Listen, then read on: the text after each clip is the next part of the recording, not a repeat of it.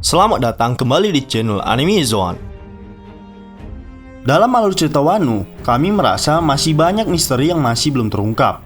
Salah satu yang menarik perhatian kami adalah tentang Pulau Onigashima di mana tempat Kaido berada.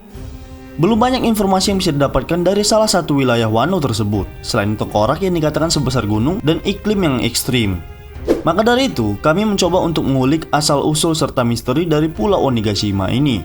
Namun, perlu diingat, ini hanyalah sebuah teori dan opini dari admin berdasarkan beberapa fakta yang ada. Kami sarankan tonton video ini sampai habis dan simak agar kalian tidak salah paham dengan maksud dari pembahasan ini.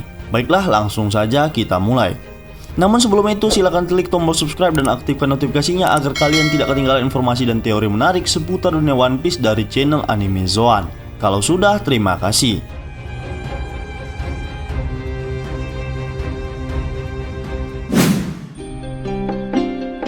Sebelum kita membahas tentang Pulau Onigashima, ada sebuah cerita rakyat Jepang yang kami rasa cukup mirip dengan alur Wano saat ini. Yap, Momotaro. Seorang anak laki-laki super kuat yang pergi membasmi iblis raksasa. Suatu hari, Momotaro yang merupakan anak laki-laki dari sebuah desa melihat para iblis atau raksasa meresahkan para warga. Ia bertekad untuk pergi ke pulau tempat tinggal mereka dan membasmi para iblis tersebut. Momotaro berangkat dengan membawa bekal kue kibidango. Di tengah perjalanan, ia bertemu dengan anjing, monyet, lalu burung pegar secara berturut-turut. Setelah menerima kue dari Momotaro, anjing, monyet, dan burung pegar mau menjadi pengikutnya. Sesampainya di pulau, Momotaro bertarung melawan para raksasa dengan dibantu anjing, monyet, dan burung pegar. Momotaro menang dan pulang membawa harta milik raksasa. Nah, kami merasa Oda menyisipkan setidaknya beberapa kejadian serupa di cerita Momotaro dalam alur Wano saat ini.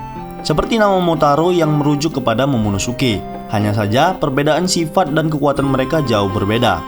Lalu, melawan para iblis, yang kemungkinan adalah Kaido atau The Numbers, atau semacamnya.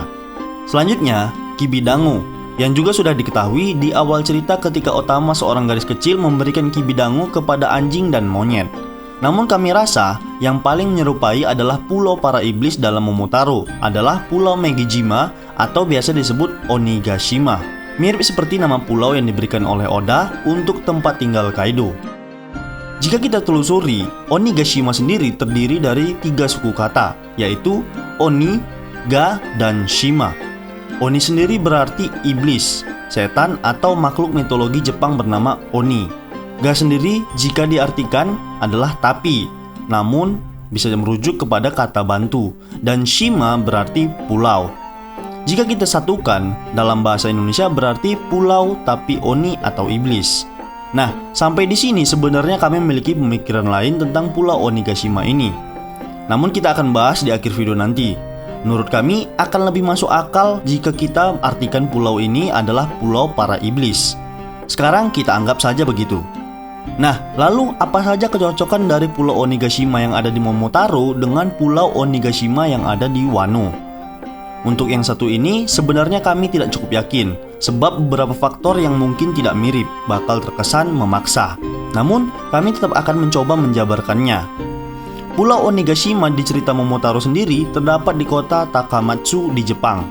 Pulau ini dikenal dengan nama Megijima. Namun dikarenakan iblis telah hidup di sebuah gua di pulau itu, para penduduk memanggilnya dengan sebutan Onigashima. Lalu, ada sebuah gua yang memiliki 2 lorong di pulau tersebut, menyerupai sepasang mata tengkorak yang merujuk kepada tengkorak raksasa yang ada di Onigashima tempat Kaido tinggal. Seperti yang kami sebutkan tadi, terkesan memaksa namun tetap harus dijabarkan. Nah, sebenarnya cerita rakyat Momotaro dan Pulau Megijima yang ada di Jepang belum cukup kuat untuk membongkar asal-usul dari Pulau Onigashima yang ada di Wano.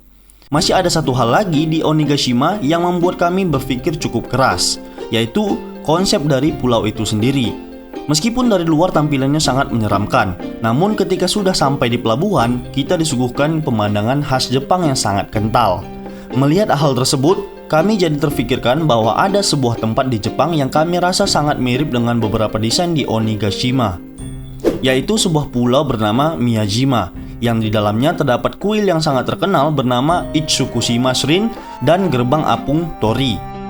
Itsukushima sendiri adalah sebuah kuil agama Shinto yang dikhususkan untuk menyembah para dewa. Pada zaman dulu, Pulau Itsukushima adalah pulau suci yang tidak boleh dimasuki sembarang orang. Oleh karena itu, bangunan kuil didirikan di Teluk Itsukushima dengan menyerupai sebuah bangunan dermaga. Selain itu, di Pulau Miyajima ini terdapat gerbang apung tori yang berwarna orange menyala, yang konon katanya dibangun untuk mengusir para iblis jahat yang ingin masuk ke kuil Itsukushima. Lalu apa sebenarnya hubungan antara Pulau Itsukushima dengan Pulau Onigashima, tempat kediaman Kaido? Kami berasumsi bahwa Pulau Onigashima sebenarnya terinspirasi oleh pulau yang ada di Jepang bernama Pulau Itsukushima. Seperti halnya Pulau Jaya yang menyerupai pulau yang ada di Indonesia bernama Pulau Papua. Mengingat terdapat beberapa kesamaan antara Pulau Itsukushima dengan Pulau Onigashima. Misalnya saja, gerbang tori yang mengapung di depan pintu masuk Onigashima.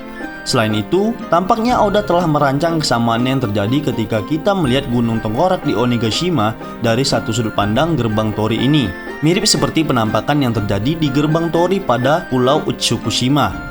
Jika kita melihat dari satu sudut pandang tertentu, maka kita juga bisa melihat Gunung Misen di belakangnya.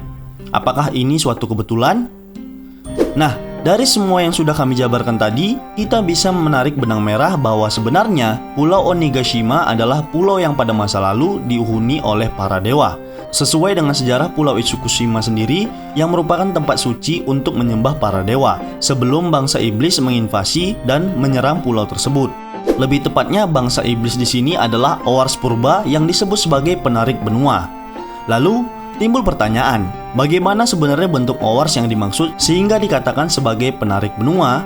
Well, jika kita melihat dua bangsa Owars yang sudah ditampilkan, yaitu Oz dan Little Owars Junior, ukuran mereka tidak cukup besar untuk bisa disebut sebagai penarik benua.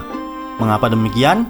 Menurut kami, Little Owars Junior dan Owars di Trilbak usianya masih sangat muda untuk bangsa Owars sendiri yang dikatakan sudah hidup di abad kekosongan 800 tahun yang lalu. Jadi sebenarnya, dua Owars yang sudah ditampilkan sejauh ini merupakan bayi Owars atau Owars anakan. Itulah mengapa nama salah satu Owars yang menjadi aliansi bajak laut Whitebird, Little Owars Junior. Maka dari itu, yang disebut sebagai bangsa Owars penarik benua adalah Owars dewasa yang usianya sudah ribuan tahun. Jika kita merujuk kepada gunung tengkorak yang ada di Onigashima, maka hal ini bisa saja benar. Nah, jadi kesimpulannya adalah jauh sebelum Kaido dan kelompoknya tiba di Wano dan menduduki Onigashima, pulau tersebut merupakan tempat suci untuk para dewa yang telah diubah namanya karena bangsa iblis atau Oni atau Owars itu sendiri telah menguasai pulau tersebut. Sehingga warga setempat menyebut pulau itu menjadi Onigashima seperti dalam cerita Momotaro yang sama persis saat mereka menyebut Pulau Megijima menjadi Onigashima yang berarti pulaunya para iblis. Kami berpikir kalau Oda menggabungkan konsep Pulau Megijima di cerita Momotaro dan Pulau Itsukushima untuk membuat desain Pulau Onigashima itu sendiri. Nah, di awal pembahasan tadi kami sudah menyebutkan bahwa ada kemungkinan lain dari arti Onigashima itu sendiri, yaitu pulau tapi iblis. Dari arti tersebut kami memiliki asumsi lain bahwa sebenarnya Pulau Onigashima bukanlah sebuah pulau, namun lebih tepatnya fosil iblis atau Owars dewasa yang telah dipenggal menggunakan pedang susui raksasa yang ada di depan gerbang Onigashima. Sehingga tubuh serta tengkorak dari kepala iblis tersebut membentuk sebuah pulau yang kita kenal sekarang dengan nama Onigashima. Bagaimana menurutmu?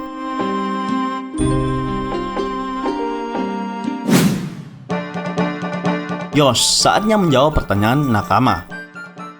Pertanyaan pertama dari Shade Hakim 3328. Min, nak tanya, apa jadi kalau Luffy pegang pedang Enma? Luffy sepertinya tetap terkena dampak dari Enma yang menyerap Ryo, sama seperti Zoro.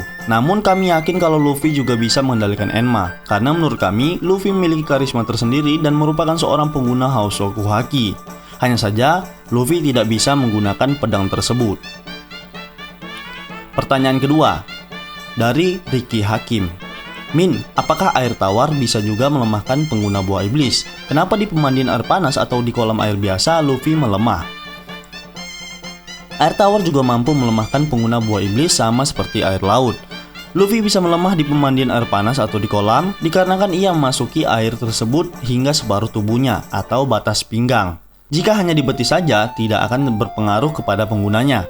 Terkadang Luffy juga lebay kalau terkena air, makanya lemes. Padahal Aokiji yang juga ikut berendam tidak lemah seperti Luffy.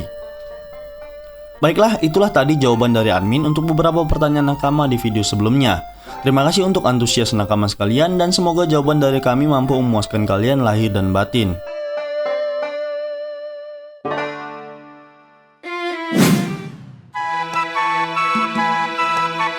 Nah, itulah tadi pembahasan tentang asal-usul dan misteri Onigashima. Perlu diingat, ini hanyalah spekulasi dan opini berdasarkan sumber dan fakta yang dikumpulkan, bukan bermaksud untuk mendahului cerita atau apapun itu. Kami akan membuat sesi tanya jawab atau yang biasa disebut Q&A. Beberapa pertanyaan yang cukup menarik akan kita pilih untuk ditampilkan pada video selanjutnya. Jika menurut kalian pendapat kami ini masih keliru, kita bisa berdiskusi di kolom komentar di bawah ini, tentunya dengan sopan dan santai. Jika kalian suka video ini, silahkan like, share, dan subscribe. Satu subscribe dari kalian akan sangat membantu perkembangan channel kita ini. And last word, terima kasih.